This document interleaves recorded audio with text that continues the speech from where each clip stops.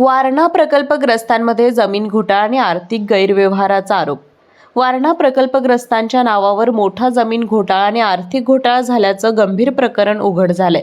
प्राप्त माहितीनुसार चांदोली प्रकल्पग्रस्तांच्या अंतिम संकलन यादीत नाव नसतानाही आणि खोटे दाखले जोडूनही इस्लामपूरचे प्रांत श्रीनिवास अर्जुन यांनी बोगस प्रकल्पग्रस्त कलगोंडा रामांना देगावे यांना फालकेवाडी येथे विक्री परवाना दिला आहे.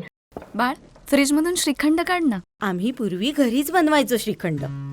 त्याची चवच वेगळी होती. आता काय सगळं रेडीमेड. आजी, हे श्रीखंड खाऊन बघ.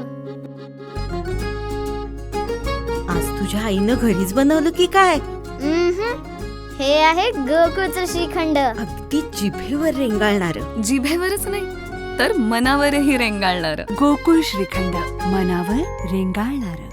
या संदर्भात जिल्हाधिकारी कार्यालयाकडे दिनांक 28/9/2018 आणि उपविभागीय अधिकारी इस्लामपूर दिनांक 29/8/2023 रोजी तक्रार दाखल करण्यात आली होती. मात्र अद्याप योग्य कार्यवाही झालेली नाही. या प्रकरणामुळे अनेक प्रकल्पग्रस्त शेतकरी न्यायापासून वंचित राहत आहेत.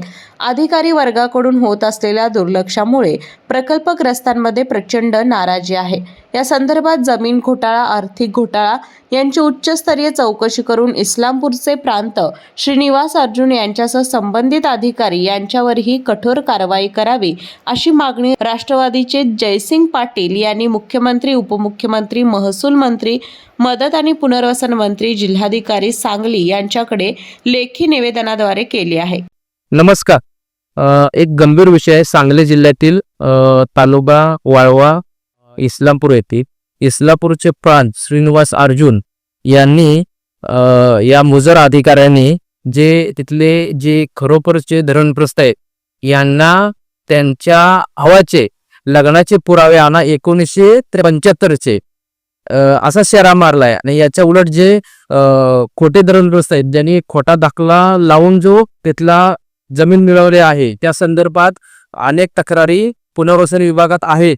त्या तक्रारी असूनही आणि तक्रारच्या संदर्भात तत्कालीन उपजिल्हाधिकारी कुलकर्णी मॅडम यांनी हा धरणग्रस्त कलगोंडा रामांना देगावे हा फ्रॉड आहे, ह्या संदर्भात तुम्ही डॉक्युमेंट सबमिट करा. तर कुठलेही त्यांना फ्रॉड असल्या कारणाने डॉक्युमेंट सबमिट करता आलेले नाही. आणि त्यावेळी सध्या ते संकलन यादीमध्ये, अंतिम संकलन यादीमध्ये नसतानाही ह्या फ्रॉड माणसाला यांनी हे फ्रॉड डॉक्युमेंट या संदर्भात अजून एक फ्रॉड डॉक्युमेंट असा आहे की यांनी चांदोली शिराळा येथील ह्या तुम्ही बघा तर ह्यामध्ये त्यांनी इथे सांगली जिल्हा केलंय आणि वरती जिल्हा केलाय सातारा.